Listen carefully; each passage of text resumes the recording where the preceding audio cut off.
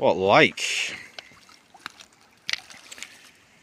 So this is Loch Duntelcheg, about half an hour out of the Inverness Shire area.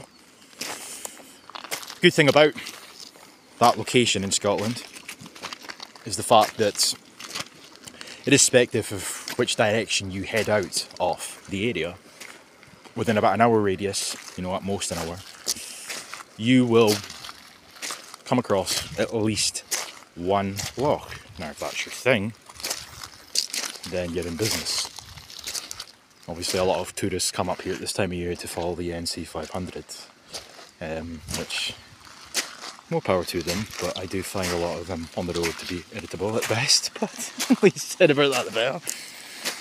But yeah, this is a pretty large loch, and the good thing about Loch Duntelcheg is it's actually situated in an area surrounded in beautiful scenery, beautiful hills, beautiful mountains, but it's also right next to two other lochs in the vicinity. You've got Loch Ruthven, and for my sins I can't actually remember the second one, even though I went there about 2 months ago.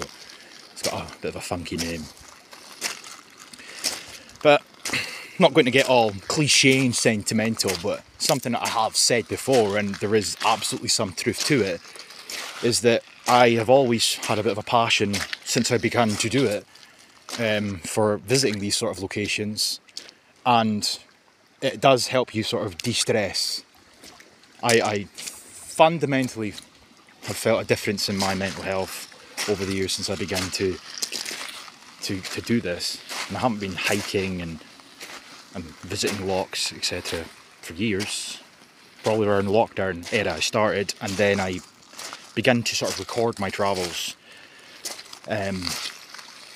maybe last year on my wee Telegram channel called Achukta and his dog, and it's nice to see my dog getting away from the sort of city life the same way it is for me. But back to my point before I totally go off course, because I am noticing that I've been recording for 2.5 minutes now. But there is some truth in the fact that it helps you de-stress, but furthermore I would say that it helps, for me anyway, helps me to sort of appreciate my country, appreciate our landscapes, and quite often if you sit for a while, which I've been prone to do, you start to wonder what our ancestors would have been doing if they visited these locations. Did they ever visit these locations? Of course they would have, probably to have a bath or whatever the case may be. And it just sort of ties in to something that I came across yesterday. So I guess the sort of subject matter at hand tonight in this video here is going to be Scottish air quote independent, close air quote, or independent, sorry, as well as just the absolute grotesque way in which a lot of these campaigners argue this cause. So yesterday I watched a bit of a stream on a channel called Independence Live. Now this stream came out maybe a month or so ago, whenever the SNP had their conference, where Hamza Yousaf was First Minister, their independence sort of conference that they had. And it was in Stirling. Pretty sure it was next to the Wallace Monument. I mean, I didn't see the Wallace Monument in this stream per se, but a few individuals made reference to something that was behind them. So I'm assuming it was that, obviously the Wallace Monument. And there was the usual tripe that you expect to hear from people taking turns to stand there and give a speech on the matter of Scottish independence. There was people from the Alba Party. There might very well have been a few from the SNP, but I doubt it. As I said, I didn't watch the entirety of the stream, but obviously with the SNP's conference going on, it would have been highly unlikely that there would have been people there from that. But activists, yes, but not politicians. And there was a few things that really did stick out to me that really stuck in my craw. And it was, quite often I was hearing people referring to Westminster as the English Parliament, but a lot of them didn't even elaborate on that and call it the English Parliament. They just called them the English. Just shitting on the English. That annoyed me. But it's not enough to start recording, to be honest. Obviously there's the sort of stereotype that anybody that wants Scottish independence must hate English people. That's not really for me to disprove one way or the other, given the fact that when you see a stream like that, it's hard to argue against it. But then there was one in particular, but not limited to her, but there was actually an English woman who came on to the stage shitting on English people while simultaneously referring to Scottish history. Right? She made reference to the Wallace Monument, as I said, presume was the Wallace Monument. And she said something to the effect of, so much Scottish blood has been spilt for this cause. You know, and one way that we can hit the Unionists where it hurts is the ballot box and all this nonsense. But it was the constant references to Scottish history. Now, this isn't the first time I've heard this, and it wasn't the first time I heard that in that stream. In fact, I think it was the last. I think she was the penultimate speaker, in fact. But, you know, I've heard Mike Russell speak about this, where he said that, you know, when Robert the Bruce got Scottish independence back in the day, that was an internationalist cause. It was to be one with the world. You know, I've heard Alan Smith speak about this. I've heard so many of these SNP politicians speak like this, referring to Scottish history. But they're not being entirely honest, are they? And I'm not speaking about how the Union became, or came to be. I'm not speaking about the fact, which is funny when you hear some of these illiterate people speaking about the monarchy, not my king, etc. And they genuinely don't seem to understand that there was many a Scot who was embroiled within the royal family. The royal dynasty back in the day was Scottish and English. But don't let that change your narrative, of course. No. But my point is this. It's not just disgusting that they would refer to Scottish history so disingenuously in order to tug at the heartstrings of so-called patriotic Scots. It's the fact that if you're going to do that, you have to be consistent. And when I refer to consistency, I'm talking about the fact that surely the Declaration of Arbroath has to be brought into question then, or should be at the very bare minimum referenced. I don't agree with everything that's written within the Declaration of Arbroath, but it quite clearly states that there's a Scottish people. Okay? And that's what I find remarkable. You refer to a history. You refer to our history.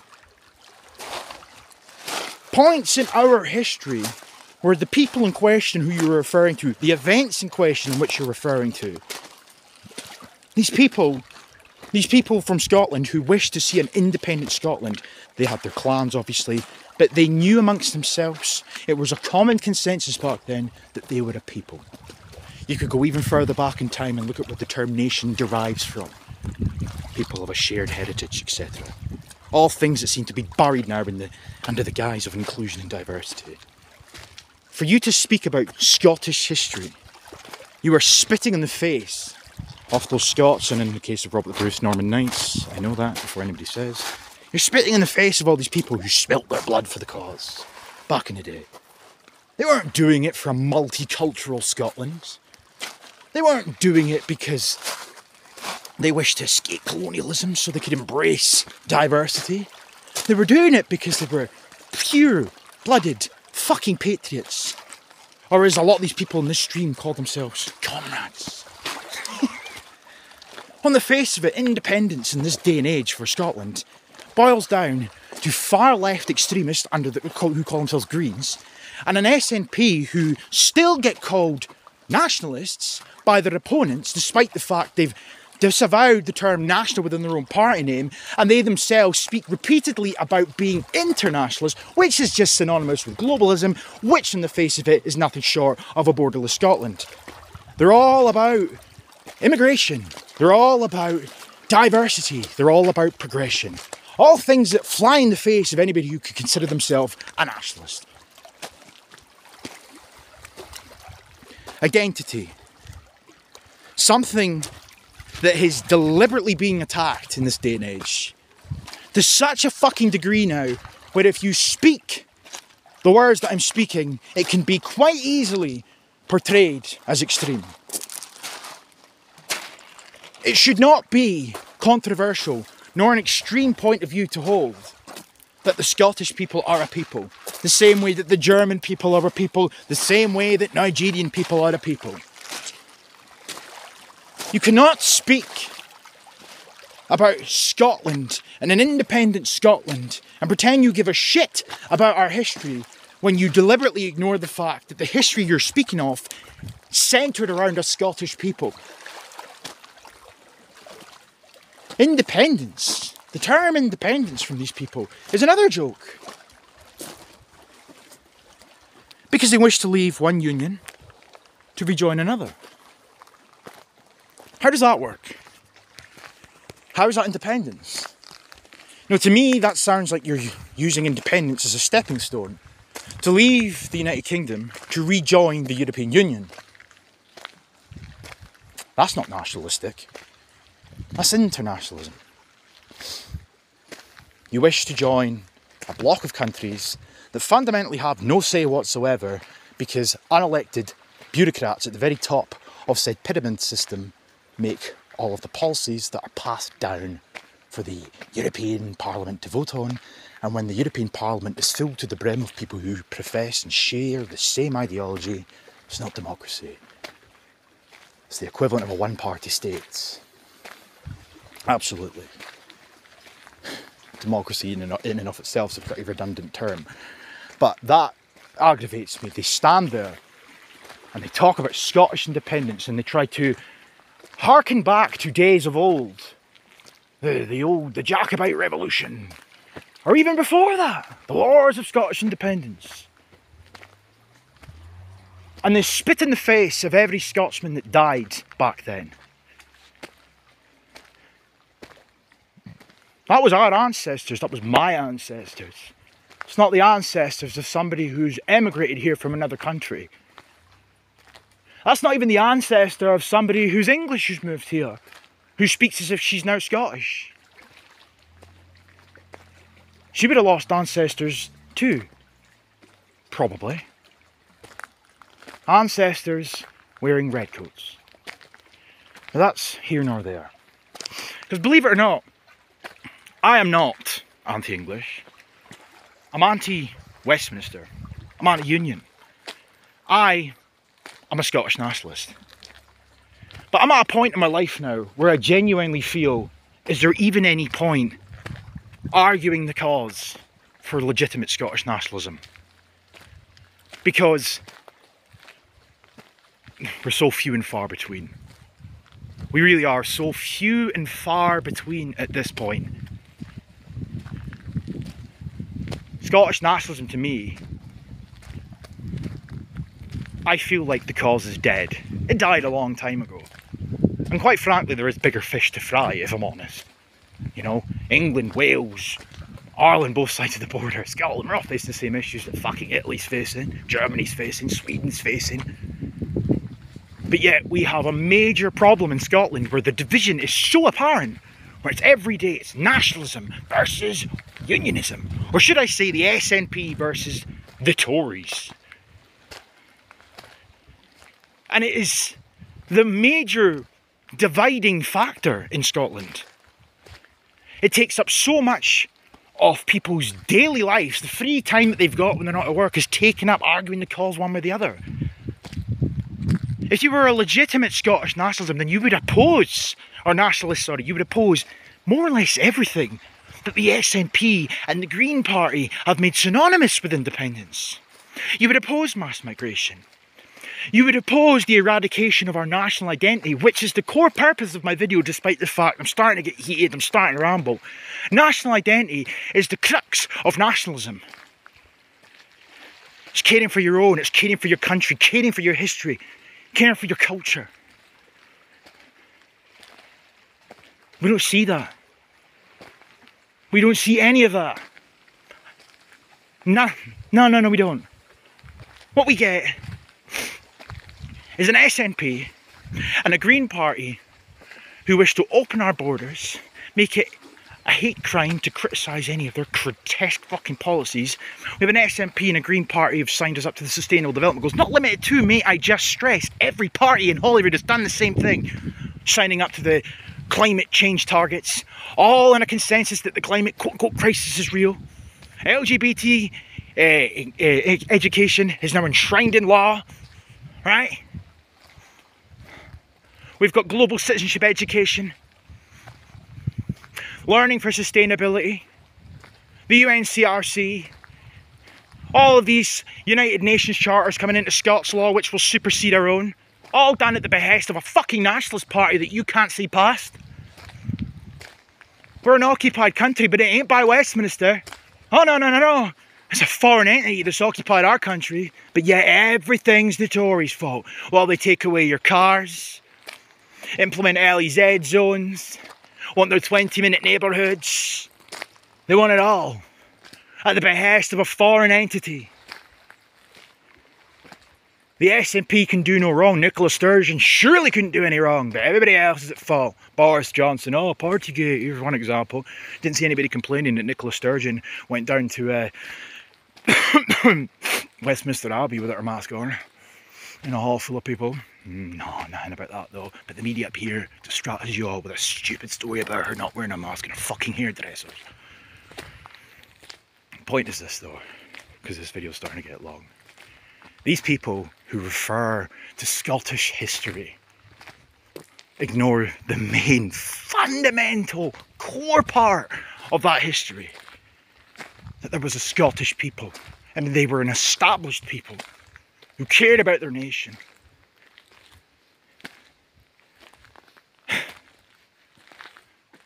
Now, they're trying to literally eradicate the Scottish national identity. Graham Campbell said as much a few years ago at an SNP conference. You know, the future of Scotland is non-racial. You'll be able to identify a Scotsman non-racially, meaning white, black, Chinese, you name it, anyone can be Scottish. How's that nationalism? Why is this such a taboo subject? What is happening here? You know, the fourth wall's not been broken, it's just reality's been inverted. These are commonly knowledgeable things, that Scottish people exist the same way that any other ethnic group exists. And it's just, you can't say it now. How can you care about Scotland? How can you fight for an independent Scotland, use the history of Scotland, etc., etc., while you stand and say anybody can be Scottish? Or you support policies that literally attack white children. Critical race theory is attacking our children. Whiteness.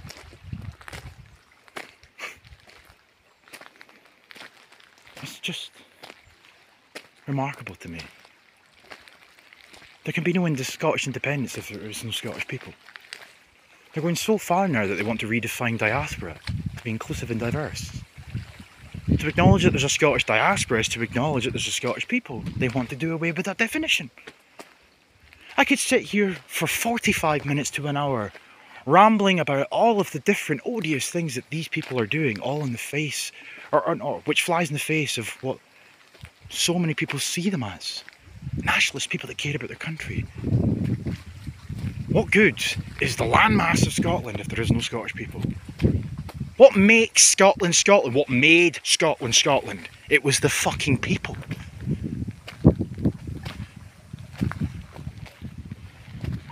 You know, even the film Outlaw King, about Robert the Bruce,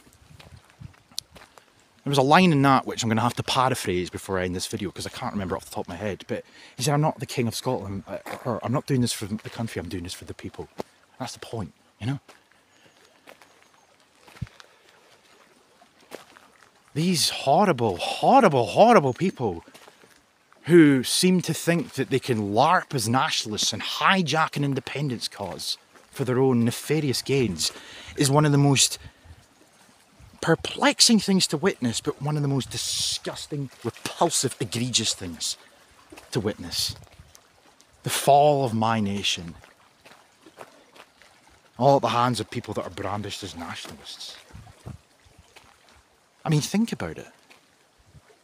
You've got Patrick Harvey, Maggie Chapman, Hamza Yusuf, of all people. All these absolute crackpots. And they're the ones that want nationalism. They're the ones that are fighting for nationalism.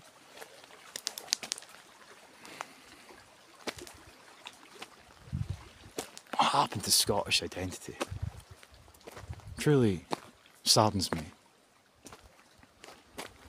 I know there's other Scottish nationalists out there, but as I said, we're few and far between.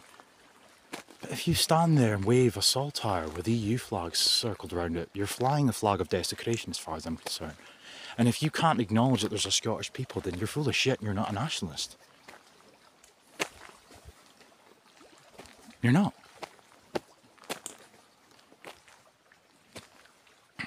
I think the major issue, the most dangerous thing that's taking place as we speak, is the eradication of our national identity. And it sounds like hyperbole to so many to hear. Of course that's not happening, etc., etc. But it is. We're no longer a distinct people. Anybody can come here and be Scottish, and you've got people who aren't Scottish fighting your cause.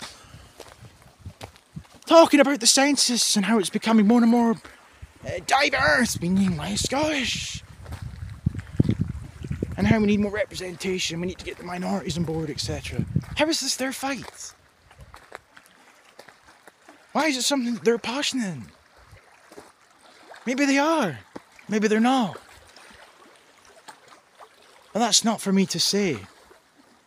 My point is, though, that there should be at the very bare minimum an acknowledgement that they're not Scottish. Our history is being used as a means to strengthen a case for independence. But they leave out a fundamental point, and that is that the history they speak of centred around the Scottish people. Without the Scottish people, there is no Scotland. And the powers that be know that to be the case. When you've got politicians talking about our low birth rates, and there's a myriad of reasons for why that's occurring. You can't limit it down to one, there is many. But when you've got the eradication of the family units, you've got feminism, you've got abortion, you've got LGBT, you've got people women pursuing careers, which I suppose ties into feminism, sexualisation of the youth. These are just some of them. Obviously, there's the aspect of that many post-industrialised countries, their births do decline to a certain extent. But all of these things are occurring. These are fundamental issues that the Scottish Government themselves address, but the solution is immigration. Always immigration. Scottish people are not having enough children, therefore we need to import people. But these people that come here who they import, they call New Scots, because we're all just as Scottish as one another apparently. No, we're not, right? The fact that they call them New Scots should kind of tell you that anyway, but that is really not the issue here.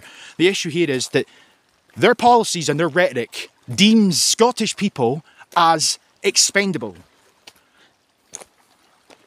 This would be an issue if Scottish people were, it was acknowledged that we're a people, because then the importation of people to have children on behalf of the Scots who were here, the acknowledged Scots, it could be then deemed replacement migration and whatnot, genocidal even, if allowed to continue unabated.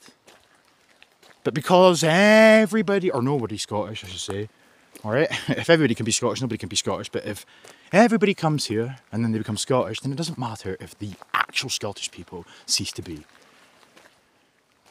They're actually advocating for their own immigration policy because of our declining birth rate. Like this should, if they were nationalists, this should be a concern. Nationalists in general should have a concern with this, but they don't. And yet, they'll stand there and conduct speeches for Scottish independence. What fucking good is that? If you don't exist anymore.